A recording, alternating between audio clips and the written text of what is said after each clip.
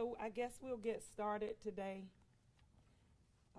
Just want to thank you all for coming today for this press conference that the staff, the city council, and myself are now calling and appealing to the community.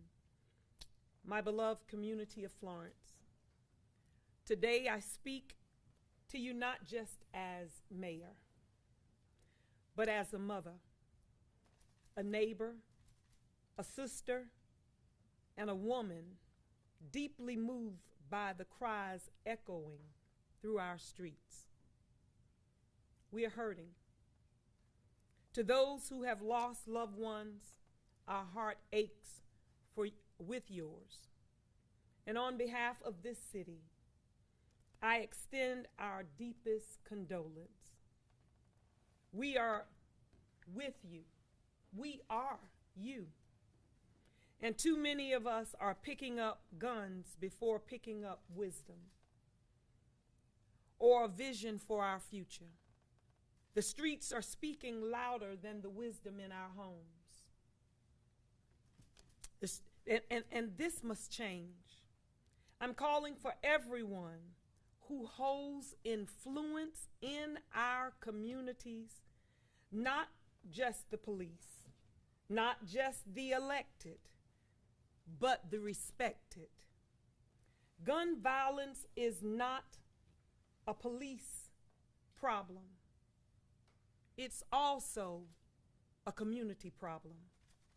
This problem demands a community solution.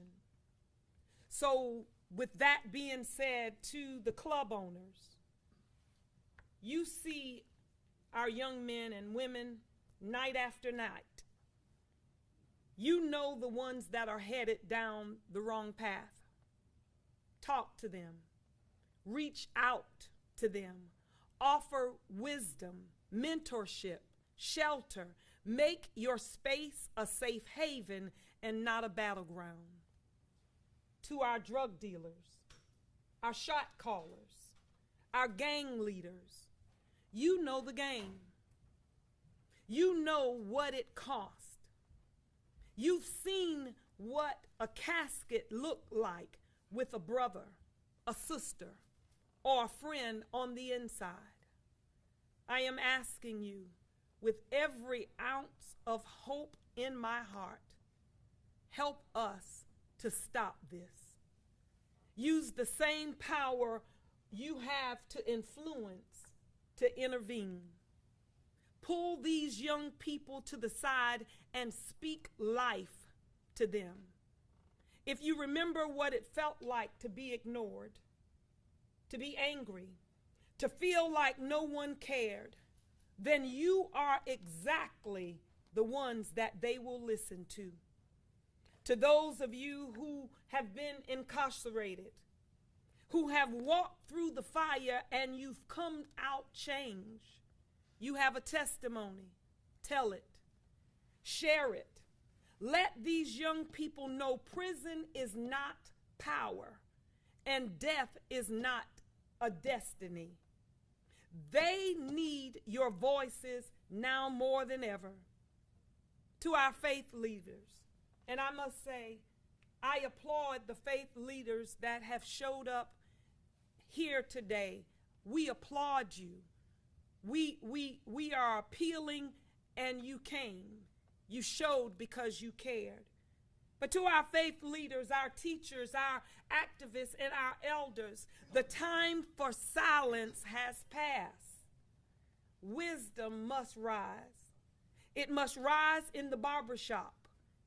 It must rise at cookouts, in schools, and on the corners, and in our churches. We can no longer wait for someone else to save our communities. We are the ones that we have been waiting for. Florence, we may be broken, but we're not broken, we're bruised. But we're still standing. And from this place of pain, we will rebuild peace. Together, I ask each of you today, what will you do to stop this horrific, violent crime, gun violence, what will you do to help us stop that? The streets are watching. Our children are listening. Let's make sure they hear something worth following. Now, with hope and with strength and with a deep love for our community, I appeal to each of you today. I pray like never before, and I pray that you will pray that the hearts of those who are committing these crimes will change. I thank you from my office, as mayor, and our city council. We will now call up Chief Heidler. Good afternoon. Thank you, Mayor. Ladies and gentlemen, I want to give you a brief update on some of the things that we have going on in regards to the shooting in the 100 block of East Rough Fork Street. You may have received a notice from Captain Starling. He sent that out to all of your media outlets, but we have secured a warrant for Floyd Anthony Dingle. He's also known as Mookie. This individual is charged with attempted murder, possession of a weapon during a violent crime, possession of a weapon by a convicted felon, and breach of peace, high and aggravated. His victim is clinging to life. He's in critical condition. What is concerning to me is this individual was out on bond for a previous attempted murder. These are the type of things that the mayor is talking about. We all need to work together, and we need to work within the judicial system, and we're going to be getting together with our solicitors, judges, and others to talk to them about the things they can do to help us out in law enforcement. If you come to Florence, I can tell you, I've talked to the sheriff throughout the investigations that they have. They've had 3 shootings this weekend, and they have made 3 arrests. The fact of the matter is, you come to Florence and you commit a crime, you're going to get arrested. And we're going to do it. We're going to do our jobs. But we need the help of the community, just like the mayor talked about. The sheriff and I have a violent crime task force that has been recognized last year and this year in 2023 and 2024 by the National Criminal Enforcement Association, last year in California, this year in Charleston, for removing the most guns off the street under the national conditions. Top team, our little team here in Florence. We are working it. We have developed a PD Law Enforcement Criminal Intelligence Council. We get together with other agencies throughout the PD region, and we talk about crime and the crime that's flowing not just within Florence City and Florence County, but those things that are coming from other counties surrounding us. So we're working, we're doing our jobs. Criminals need to know that come to this area or are from this area that we are going to solve a crime if you're involved in it. We also enjoy the support of our city council. Council has graciously embraced technology within the police department. We have numerous flock cameras that are up right now, and so does the sheriff's office. And those flock cameras are tag reading cameras. And we're utilizing them to solve a multitude of cases. We got all of our flock cameras. We entered into an agreement like last March. By July of last year, all the flock cameras were up. From that point until March of this year, from July until March 1st of this year, we arrested 48 fugitives utilizing flock. Flock identified 48 fugitives in vehicles.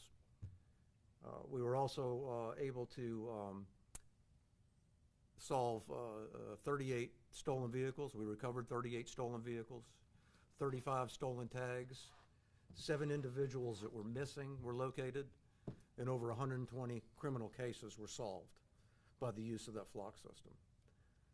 So understand, we're working together with the sheriff's office, They have the flock cameras. We also have a first responder drone program where a drone will fly autonomously and give us information. And that will begin in early summer of this year. But we're working together with the sheriff's office.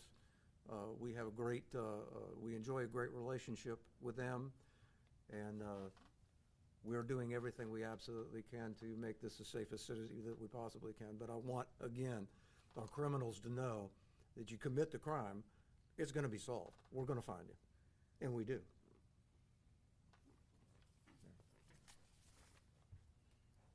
So I want to open it up for questions.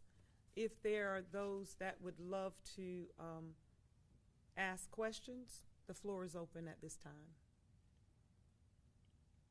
Yes. How do you resolve the bond issue? Because if you were charged, you have the constitutional right to a bond and your freedom. Mm-hmm. How is that resolved so that the worst of the worst aren't out there continuing to commit?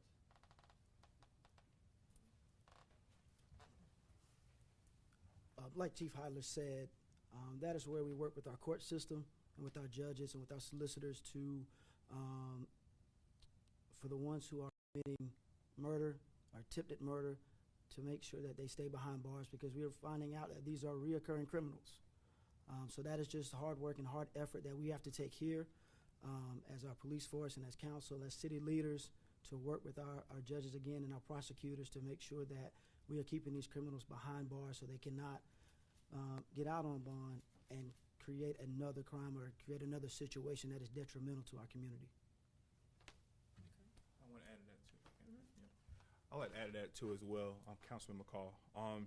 I want to be a little more stiffer than that as well. We review our judges as they come up. I think it's every other year. I think we have been very transparent with them about how we wanted the city of Florence to be viewed in regards to violence. And so for the chief to tell us that this is a act that is from a repeated occurring criminal, I think that's something we'll have to review. So again, we'll be addressing, when it's time to renew our judges, those repeat criminals and those repeated offenders. And so again, I think everybody has been clear and transparent that we wanted to make sure that we keep violent criminals off the street, and to hear that discerning fact, that's something we'll have to address, of course. So thank you. Thank you. Are there any other questions? Yes.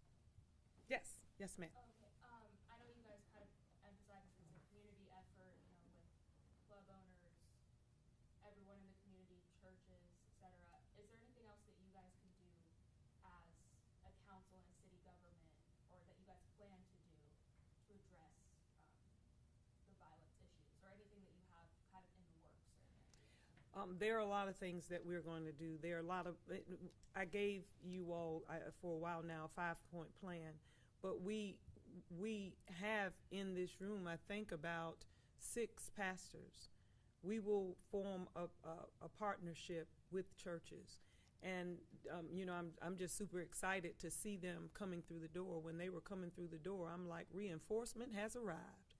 And so I'm super, super excited because they connect with the people. When we have all of the different entities that touch our community, we're on one accord, and that's a big task. And so that's one of the things that we will do.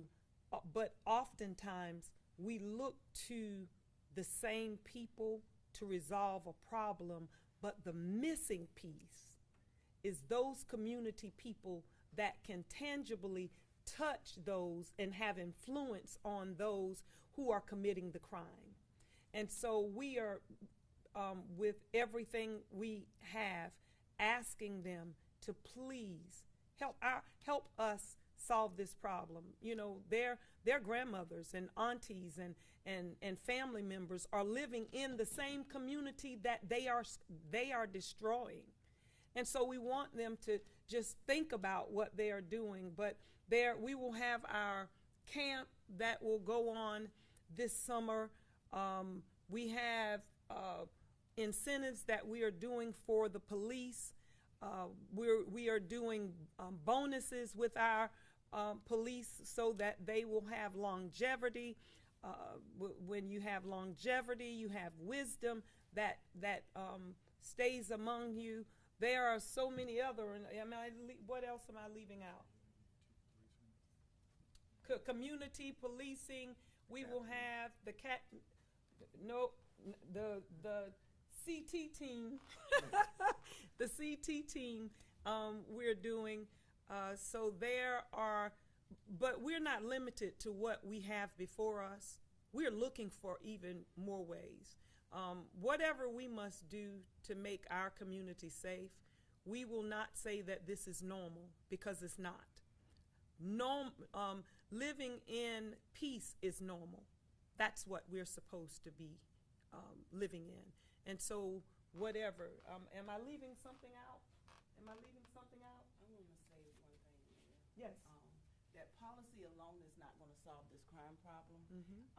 We need the community. If you see something, if you see something, please say something. We need to get that reported. There's so many families that want to say some stuff, but they can't. We urge you guys to please, when you see something, say something. That's what's going to help our police department be on top of a lot of the crimes. Again, policy cannot solve this alone. It takes the work of all of us. The police cannot solve this alone. It takes community participation, neighborhood associations, watching out for one another. We need all of that to keep our community safe. Public safety is all of our top priority. Sure. Yes, and thank you, Councilwoman. And I just want to say that we have a victim protection program within the City of Florence Police Department. We have a means of protecting an individual's identity, much like we protect the informants, the confidential informants. So we are utilizing that program to protect victims up to the time of the trial.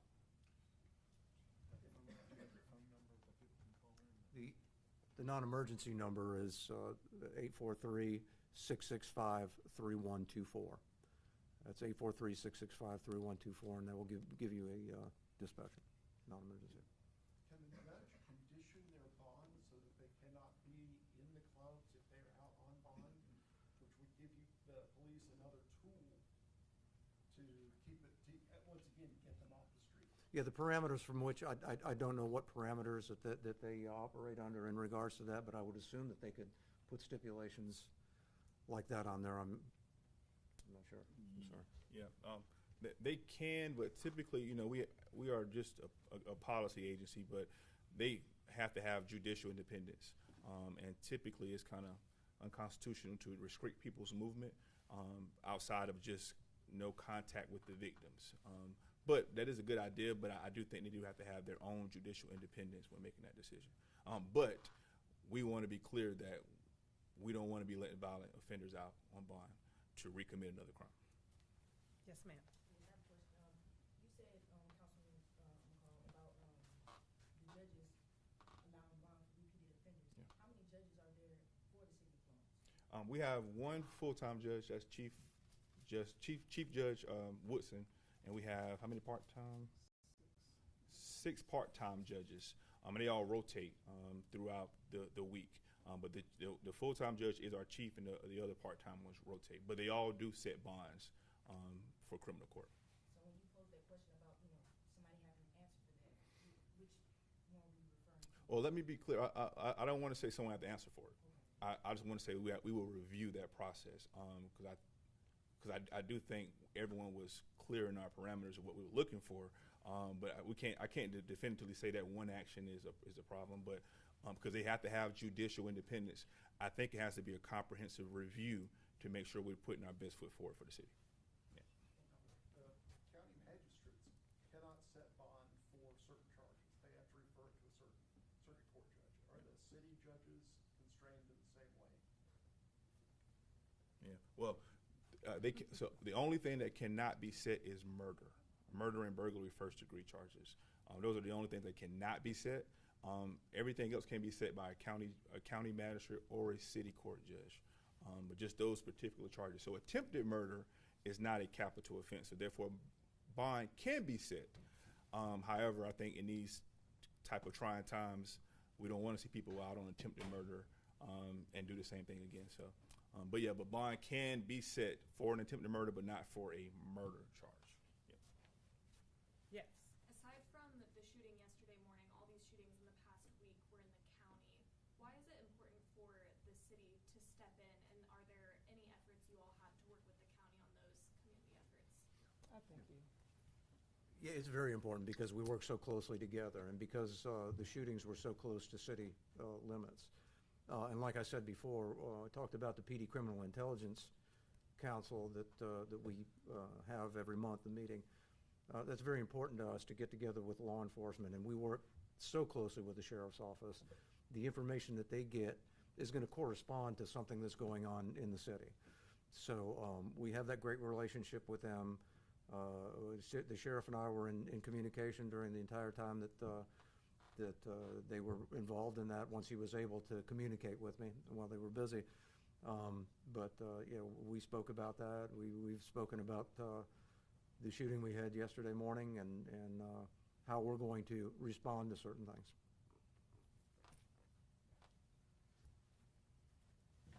We will open up to the public. Yes, ma'am. Okay, my question is a little bit different, but this is guns.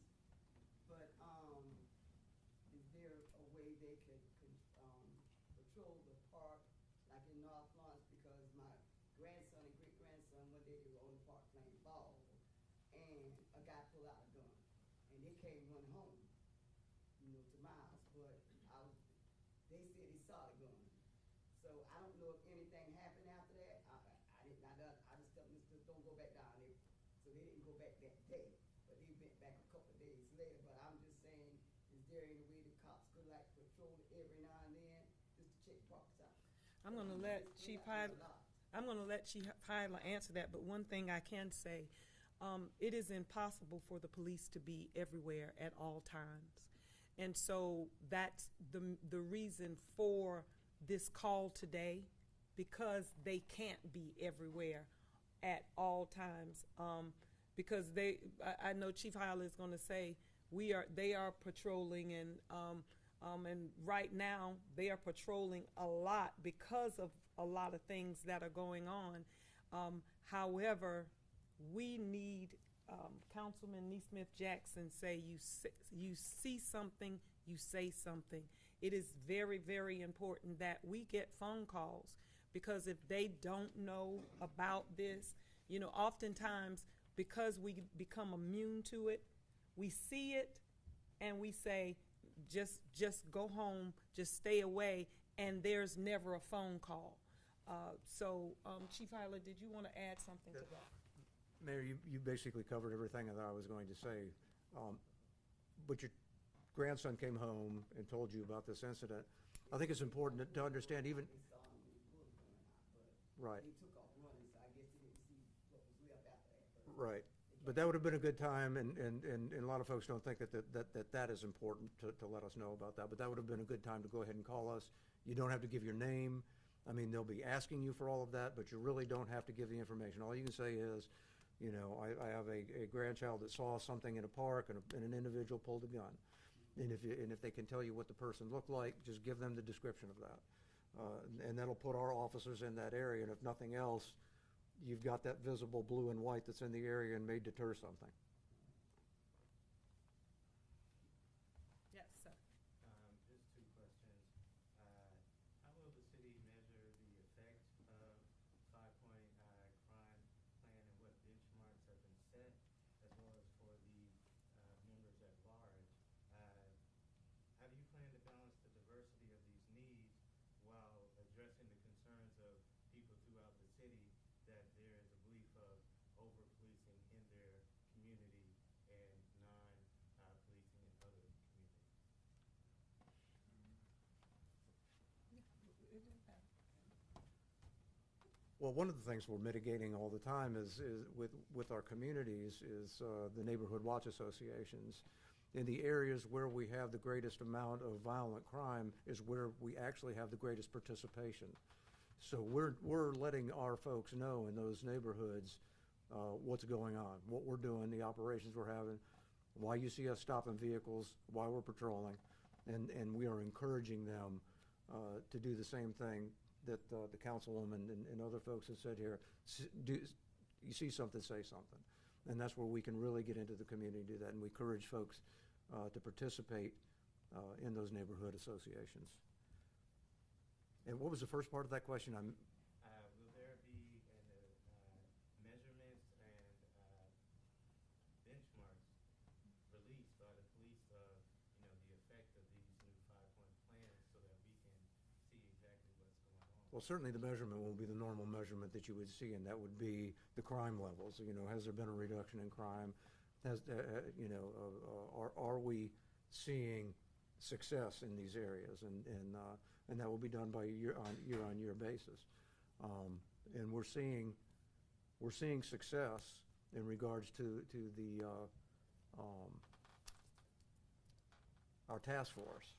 We're seeing a lot of success with the task force, and that's measured obviously by the number of weapons that we've taken off the street in this area, and getting nationally recognized for that.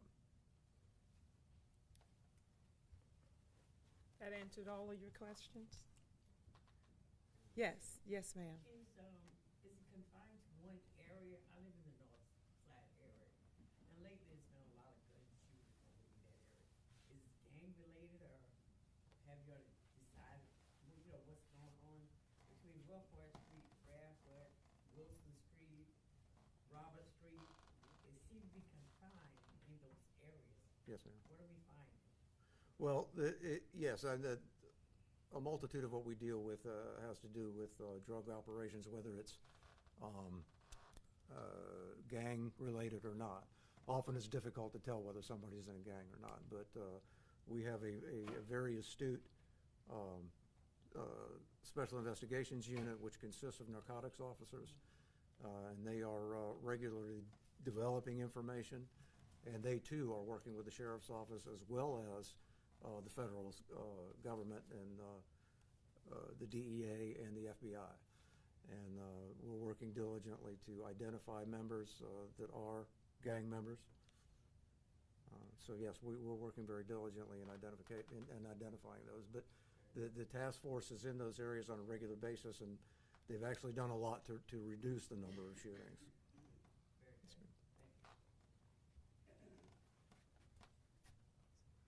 Is that it? Okay, for those members who did not get a chance to speak, are there anything that you want to say? Okay, so our I would say something real quick. okay. I can pull it, I can try to talk loud. Okay.